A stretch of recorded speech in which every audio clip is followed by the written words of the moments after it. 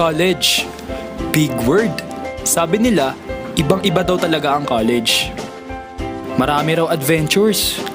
May iba, dito na nga nakita yung future eh. Marami ka daw bago makikilala. Maraming pwedeng gawin.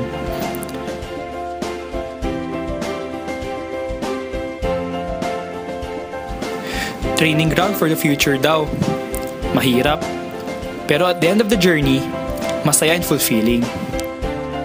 Pero para sa isang katulad kong freshman, college is the beginning of a long, long story I'm yet to tell.